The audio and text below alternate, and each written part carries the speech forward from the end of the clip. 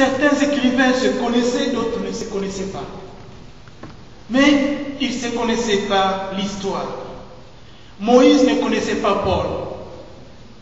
Jérémie ne connaissait pas Marc. Mais Marc, par l'histoire, connaissait Moïse et Paul. Il y a deux parties dans ces livres, dans cette bibliothèque de 66 livres. Une partie s'appelle l'Ancien Testament, c'est-à-dire le testament basé sur le sang des bêtes et des animaux. Le Nouveau Testament, le testament basé sur le sang du ressuscité. Amen. Amen. Amen. L'Ancien Testament contient 39 livres, écrits entre 1500 et 400 avant Jésus-Christ. Dans l'Ancien Testament, on comptait les années, marche en arrière. On commence par 2000, on descend 1500 et puis vers 400. Alors entre 1500 et 400 avant Jésus-Christ, l'Ancien Testament a été écrit. Il contient 39 livres. Le Nouveau Testament contient combien de livres? 27 livres. Vous connaissez bien votre Bible. Amen.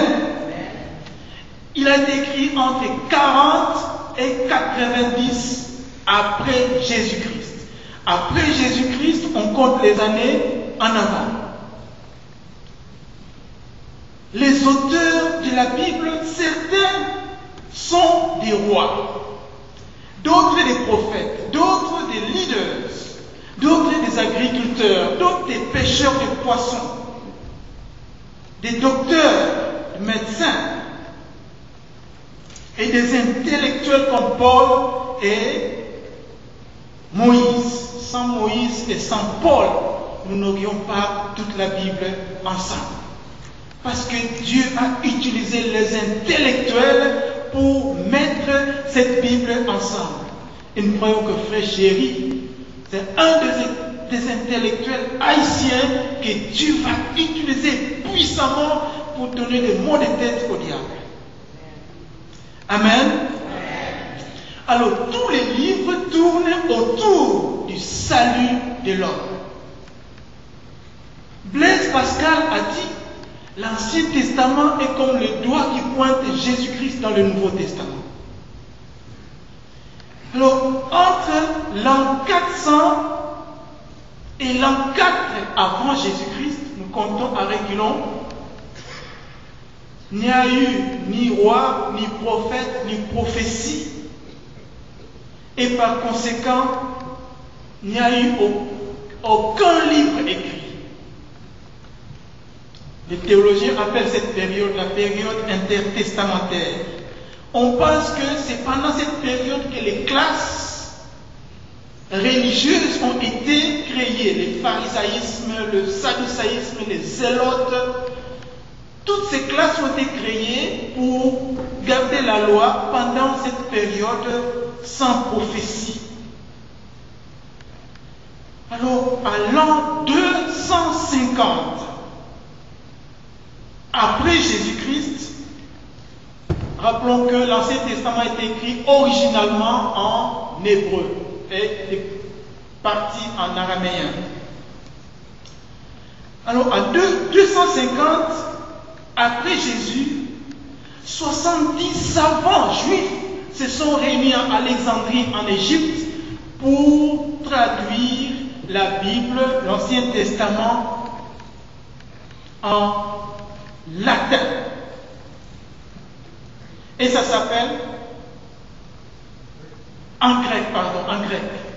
Et ça s'appelle la Septante. Septante veut dire 70. Septante, c'est le français belge qui veut dire 70. C'est pendant cette traduction que l'ordre de la Bible a été fixé. Parce qu'avant, on avait beaucoup d'ordres dans la Bible. Et pendant ce moment, 250 après Jésus, on a pensé qu'il faut d'abord mettre les livres historiques, de Genèse à Esther.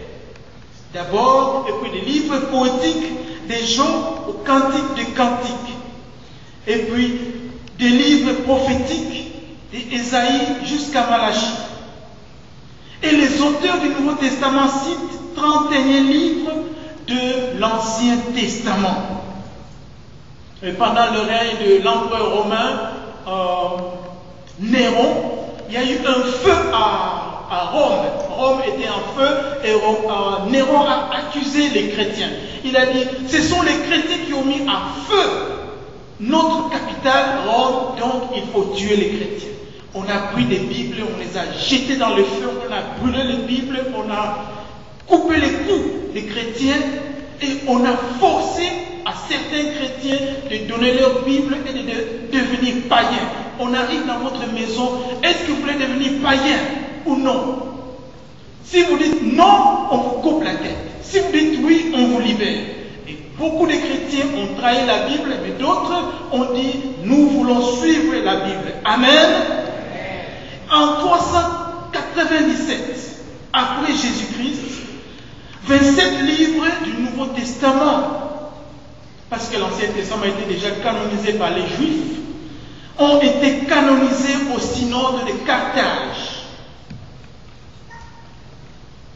Alors, la Bible n'était pas écrite en chapitres et en versets.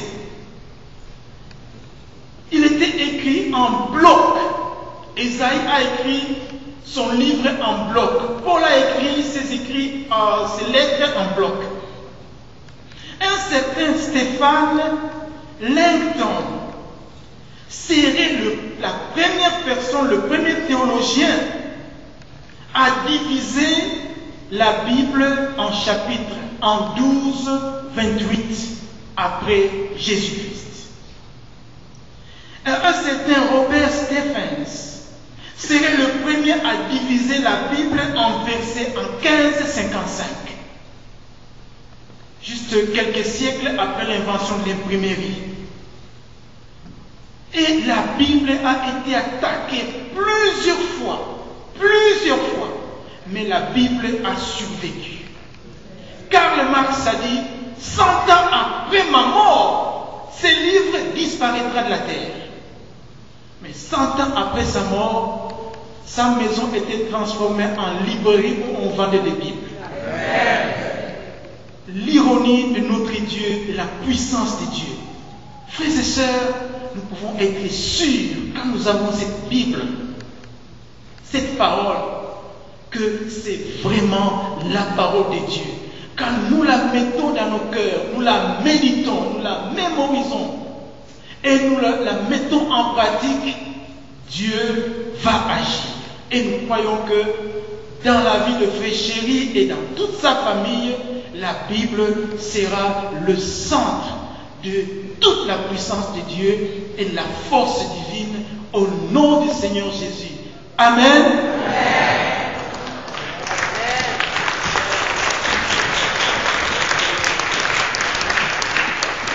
Applaudissez s'il vous plaît encore une fois, si vous avez la Bible.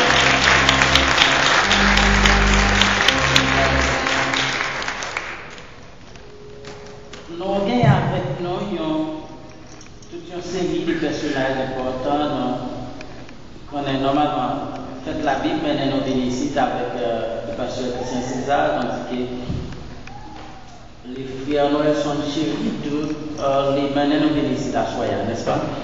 Les frères Noël sont chéris, c'est un homme qui est très élargi. Cependant, il gagne des industries qu'il a avec nous, et puis nous gagnons 3 écoles bibliques qui sont ici avec nous.